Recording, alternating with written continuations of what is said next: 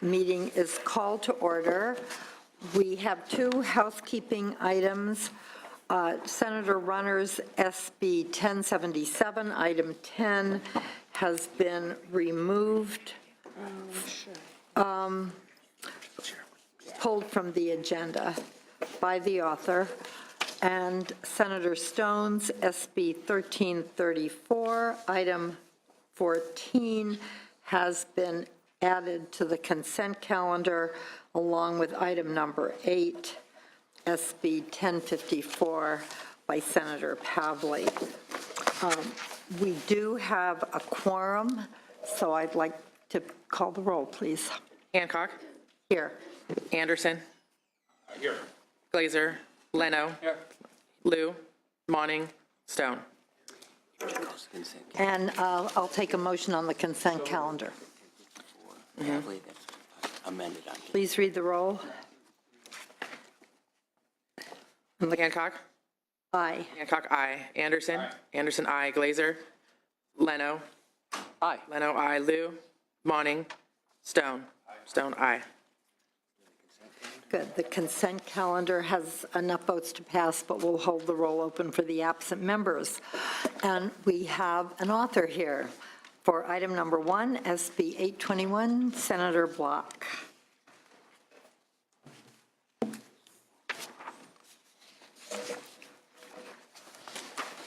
Chair of the authors amendments.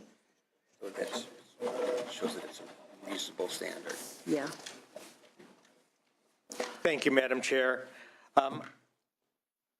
As suggested on page 4 of your analysis at number 2, I'd like to propose as an author's amendment language that clarifies that a response to a threat under SB 821 must be reasonable.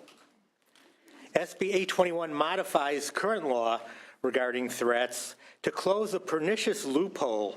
A criminal threat under current law requires that the threat be made against a specific person who suffers sustained fear as a result of that threat. As a result, threats to shoot at schools, threats to shoot up events that don't generally identify a person, yet do generate tremendous fear and a tremendous public reaction, is not specifically covered under SB 821. As a result, making these threats cannot be held legally accountable. Those who make these threats cannot be held legally accountable. Nevertheless, these threats are taken very seriously by law enforcement officials and others. School police, teachers, administrators, local law enforcement all respond when violence is threatened, whether it's against a person or against a school or location, if it's reasonably determined to be a credible threat. Now, these threats cause major disruptions in activities, they cause chaos, and they cause fear, sometimes lasting fear among children whose schools are shut down, among parents who send children to school. A threat of a school shooting may result in a lockdown, a cancellation of classes, disruption of learning activities, large costs for law enforcement. Even in the general community, businesses may have to close around the school.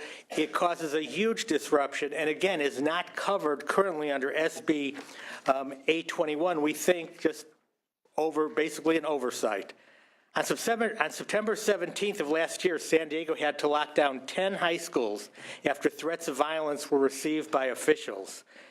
These threats do not always fit the scenario of being made against a person. Sometimes they do, but sometimes they're just threats that shootings will occur against people in general at a school location. And they're becoming more common and more costly. When LA Unified shut down their entire district after officials received anonymous emailed threats affecting over 640,000 students and their families, they faced a potential loss of over $29 million in ADA funding from the state.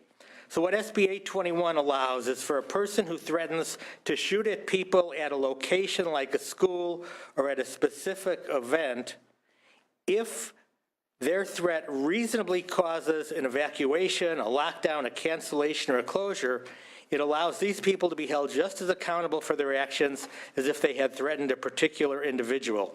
SB 821 is sponsored by the San Diego County District Attorney, Bonnie Dumanis.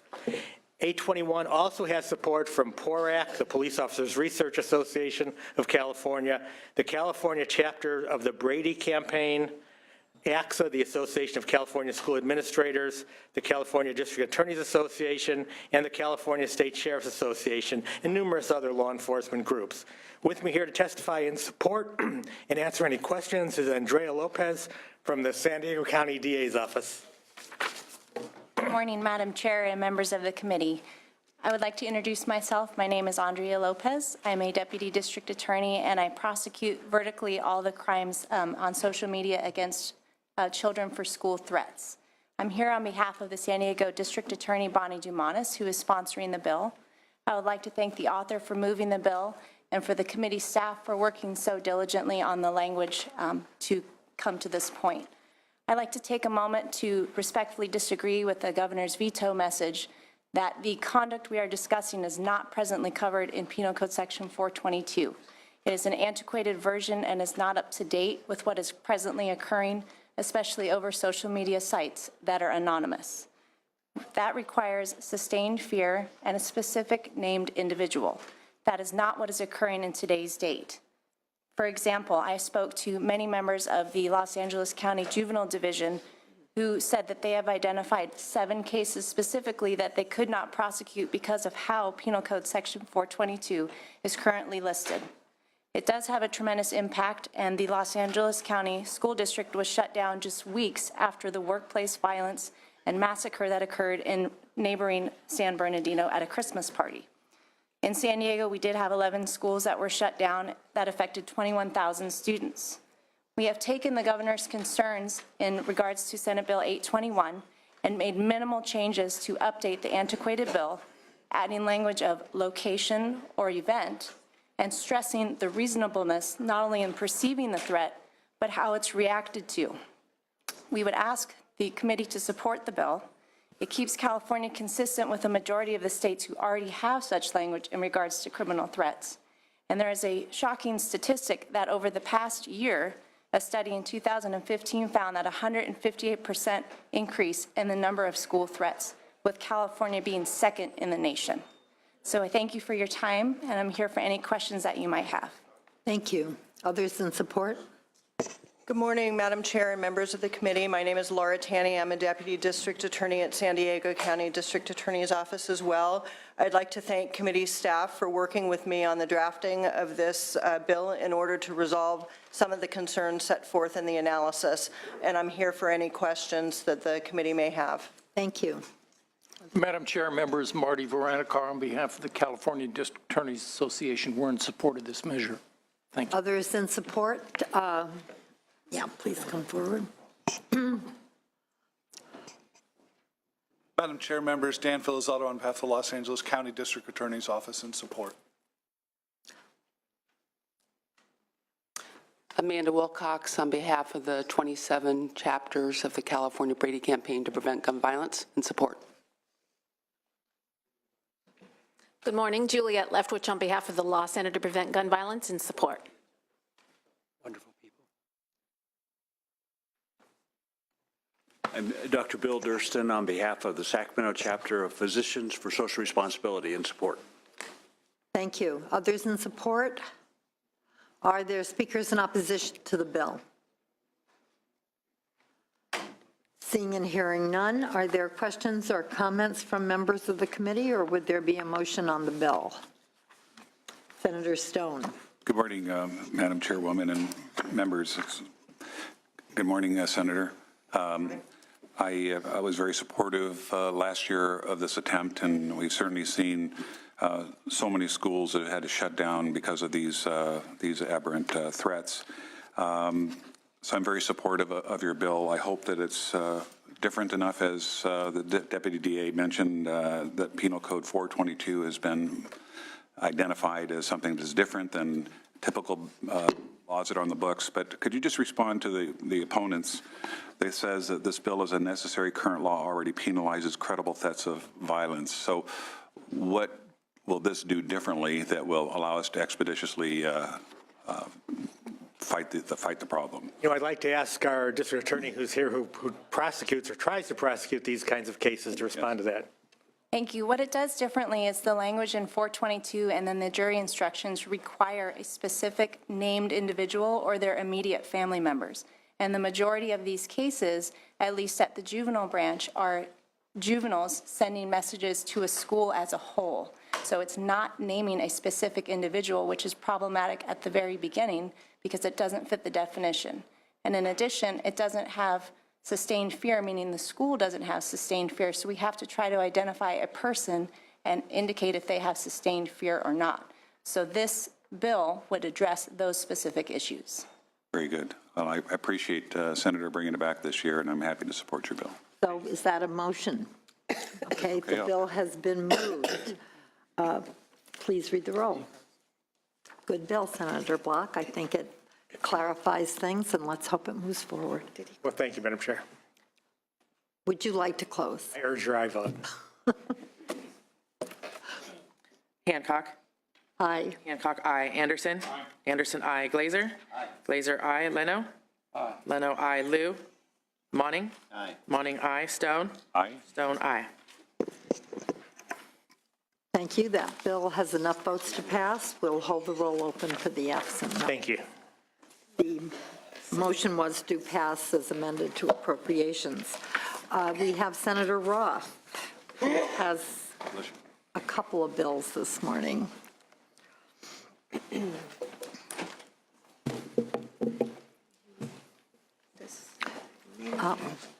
Welcome to the committee, Senator.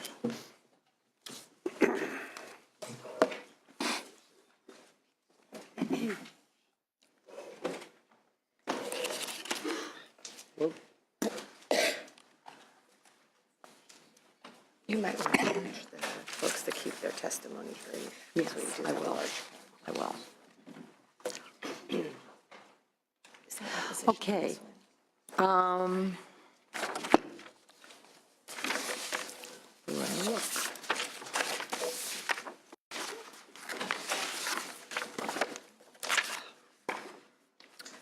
Okay, I would point out the bill has no known opposition, so I would urge people to keep their comments short since we do have a very full calendar today. But welcome to the committee.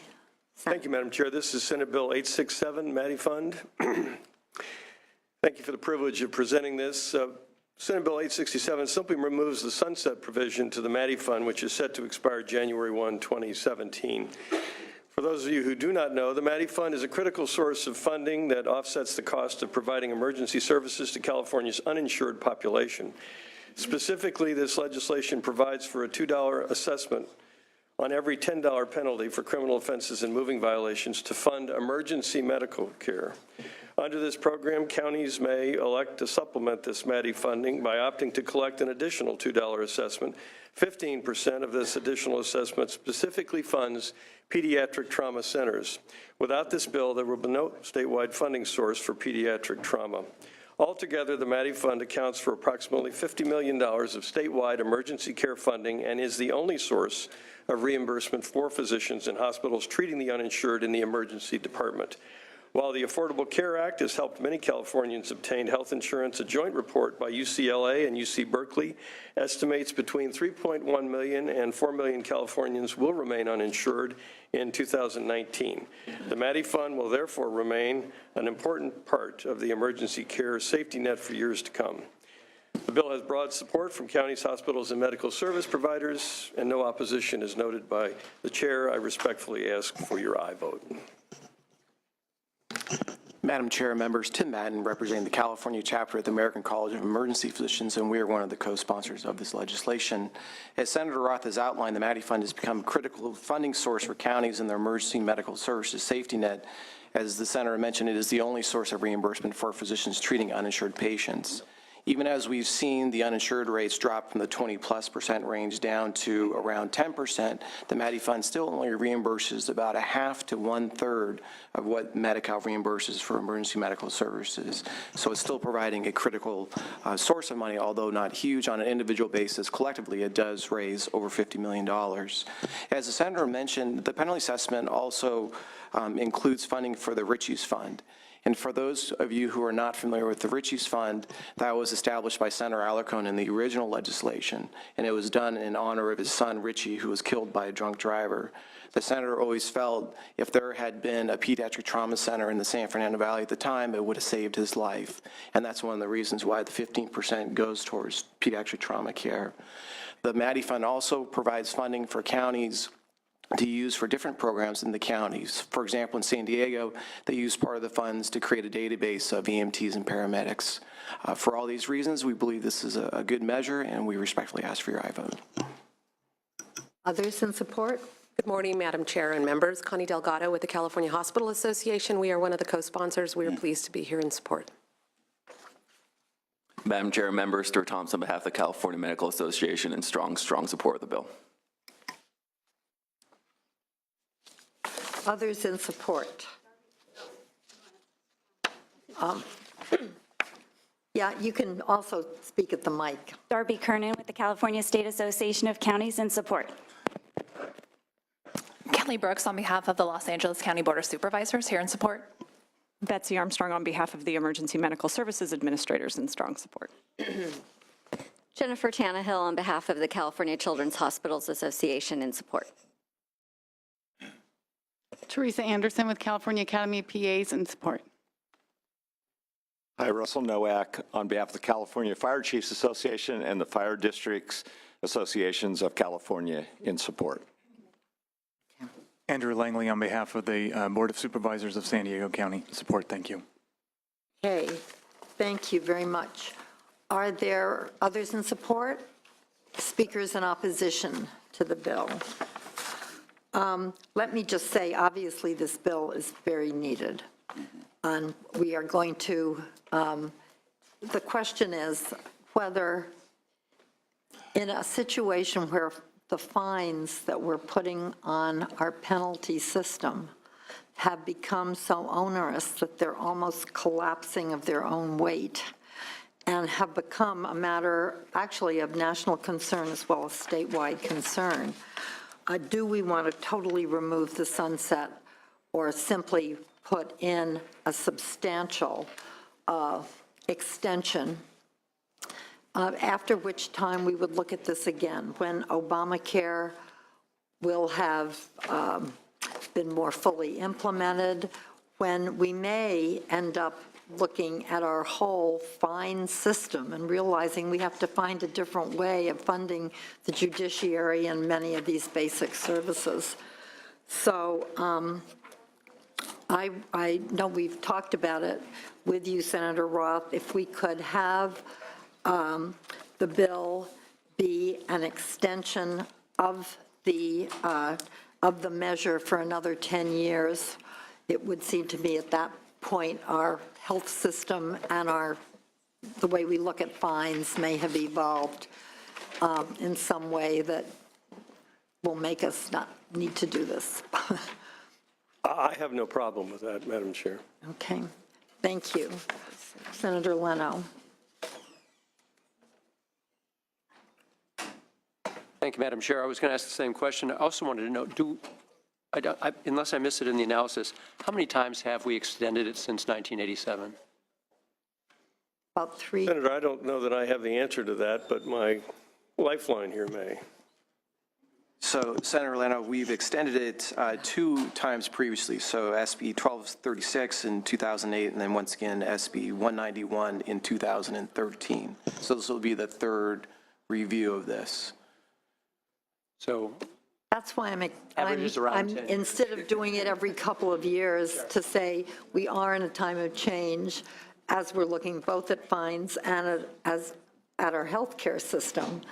But let's agree that we need to continue this for the next generation of legislators, let's put it that way. Well, with the author's blessing, I would move the bill as proposed to be amended. Yeah, as amended, because it's going directly to the floor. Absolutely. Thank you. The bill's been moved. Any other discussion? Or please read the roll. Hancock? Aye. Hancock, aye. Anderson? Aye. Anderson, aye. Glazer? Glazer, aye. Leno? Aye. Leno, aye. Liu? Lou, aye. Monning? Aye. Monning, aye. Stone? Aye. Stone, aye.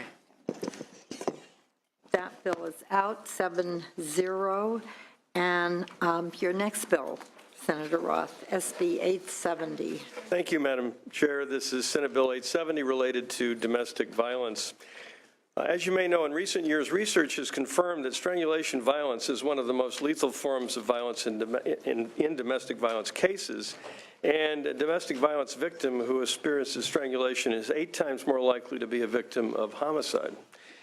In 2011, the legislature enacted Senate Bill 430, the Diana Gonzalez Strangulation Prevention Act, making California one of 39 states with laws prohibiting strangulation. Current law does not separate an act of domestic violence involving strangulation from an act of domestic violence that does not. Senate Bill 870 reframes existing strangulation provisions in the felony domestic violence statute as a standalone subdivision with the same penalties as those in current law, no increase. Senate Bill 870 allows law enforcement to readily identify offenders who strangle their victims without creating a new offense or increasing state prison population. This identification becomes critical throughout the criminal justice system as law enforcement can use this information in order to assess the potential lethality of the offender. Further, prosecutors and the courts can use this information to craft appropriate sentences, and probation can use this information to craft better programs for abusers. Finally, victims benefit from the recognition that non-fatal strangulation is the most severe form of domestic violence short of homicide. This bill has the support of the California District Attorneys Association, the California Police Chiefs Association, and the Peace Officers Research Association of California. I respectfully ask for your aye vote. I have with me today to answer questions and to provide a brief testimony, Jerry Feinman. Thank you. Madam Chair, members of the committee, Gerald Feinman, Supervising Deputy District Attorney, Riverside County. I've been a prosecutor for 28 years. I've spent the bulk of that time prosecuting family violence cases, especially domestic violence cases. During my career, I've had the occasion to unfortunately had several victims who I handled their case originally and who later came back as victims of domestic violence homicide. One of the things I struggle with as a prosecutor, I know other prosecutors struggle with, is how do we effectively address domestic violence situations? You can't simply look at the size of the injury and say that's the extent of the injury. We know that with strangulation because very often strangulation leaves no visible injury. The injuries are internal.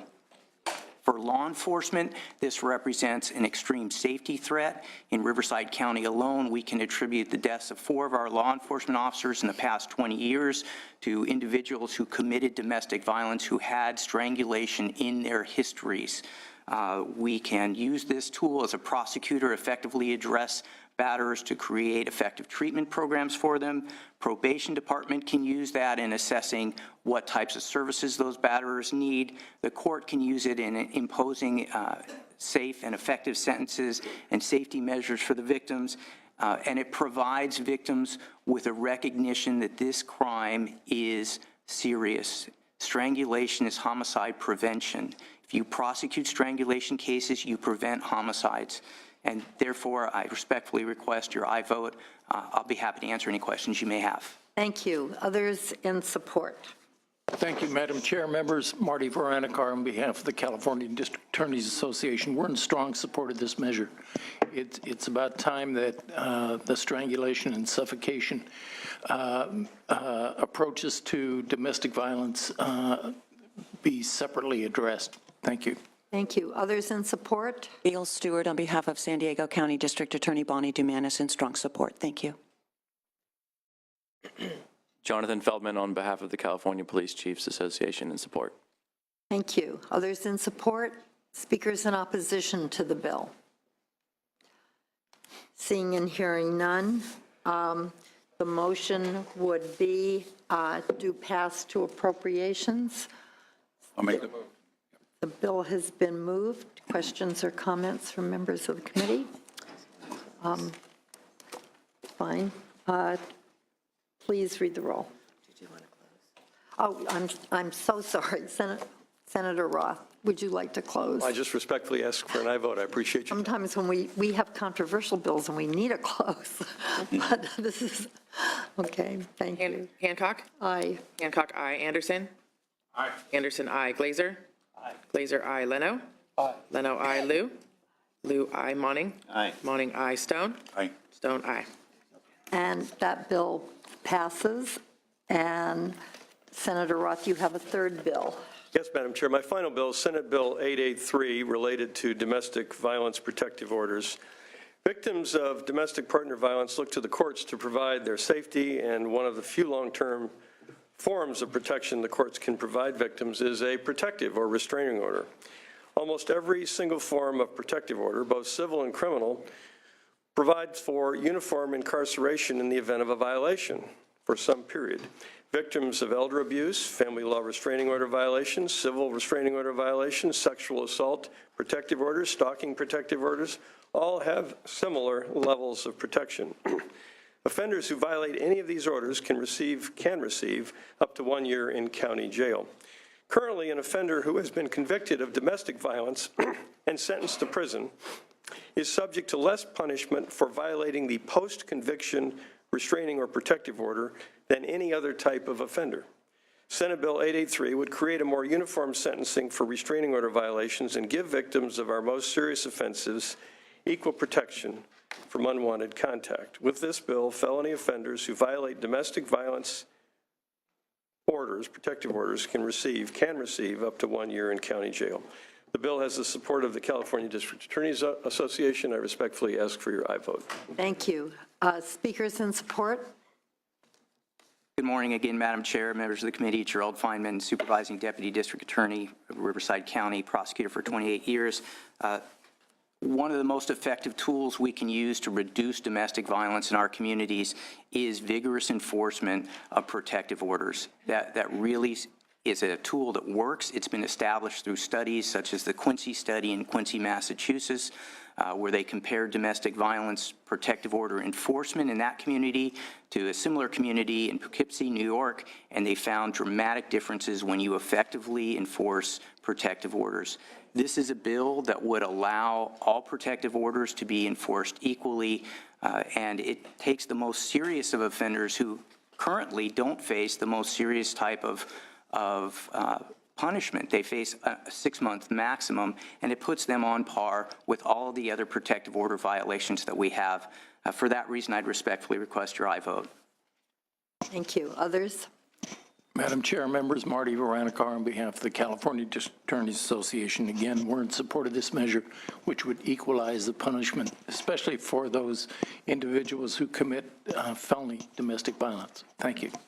Thank you. Others in support? Seeing and hearing none, are there speakers in opposition to the bill? Seeing and hearing none, the bill has been moved by Senator Stone. Questions or comments from members of the committee? Senator Monning. Thank you, Madam Chair. I want to thank the author for his suite of bills today. I just have a question. I just need some clarification. Is there any circumstance where somebody who's violated a restraining order,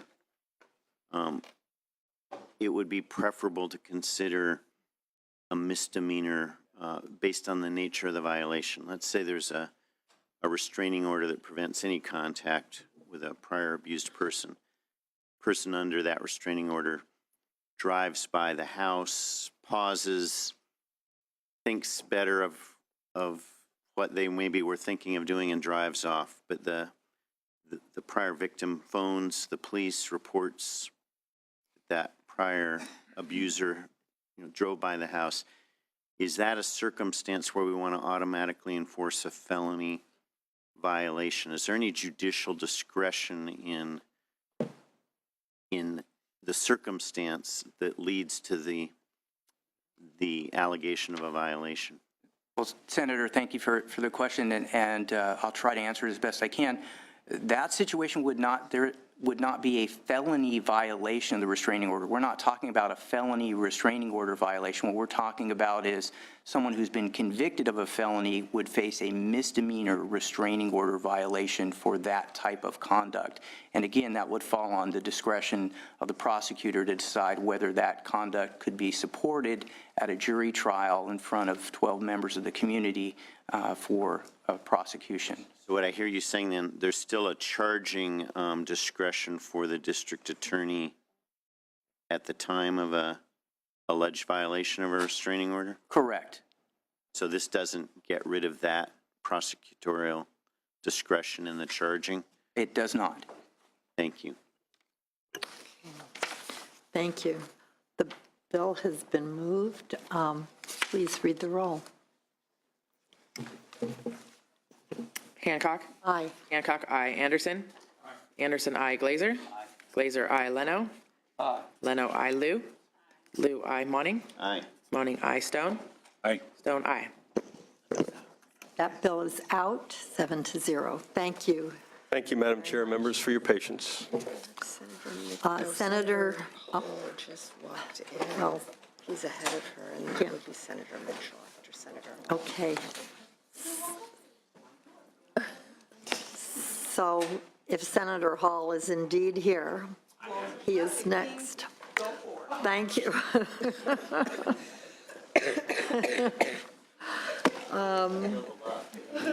Yes. I always defer to the honorable senator from Los Angeles. Now, you're not going to sit here. You're presenting your bill. I haven't had my coffee.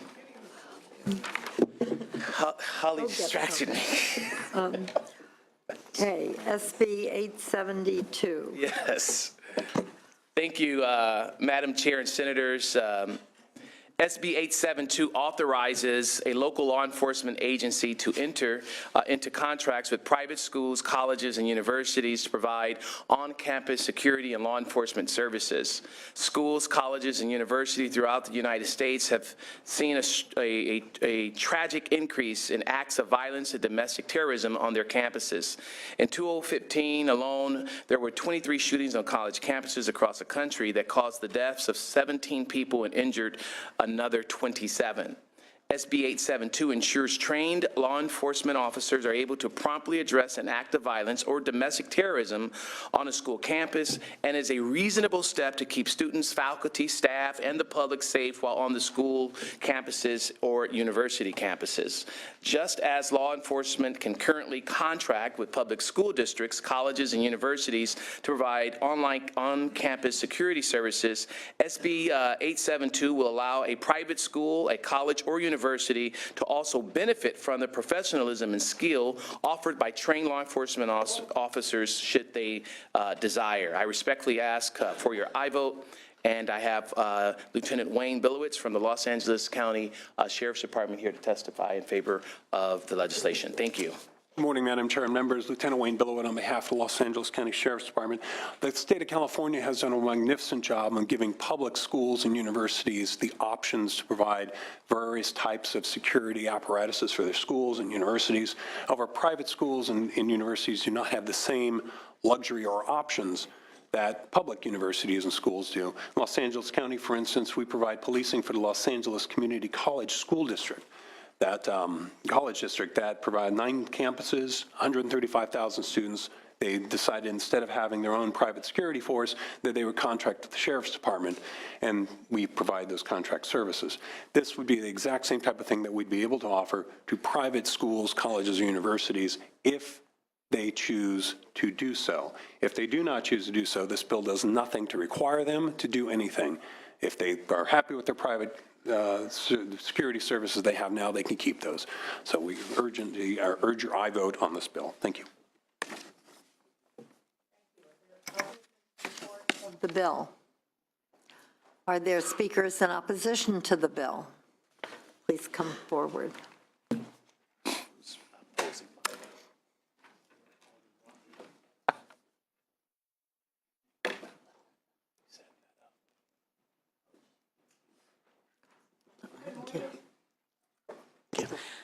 Good morning, Erica Romero on behalf of the Association of Independent California Colleges and Universities. We thank the author for his intent. Unfortunately, we must oppose the legislation. our universities operate under memorandums of understanding, and they offer, excuse me, just ran from another committee. Yeah, if you'd like some water or something. They offer campus services ranging from reserve officers on some campuses to basic services, and we're very concerned that the legislation will get confused between our memorandums of understanding and contracts. And so we respectfully oppose this legislation. Okay. Are there others in opposition to the bill? Okay, seeing and hearing none, I do have some questions for you. Since the bill is entirely permissive, and quite clear that it is permissive, I'm not sure why there is a concern. There is concern from the universities that given they have detailed memorandums of understanding, that this creation of a contract will be confused with our existing structure, and that you now create, instead of having the existing memorandums that the universities have spelled out detailed, that then they will be required to possibly enter into contracts when we already have our memorandums of understanding that specify what the universities have to provide versus what the local law enforcement agency already provides as a service.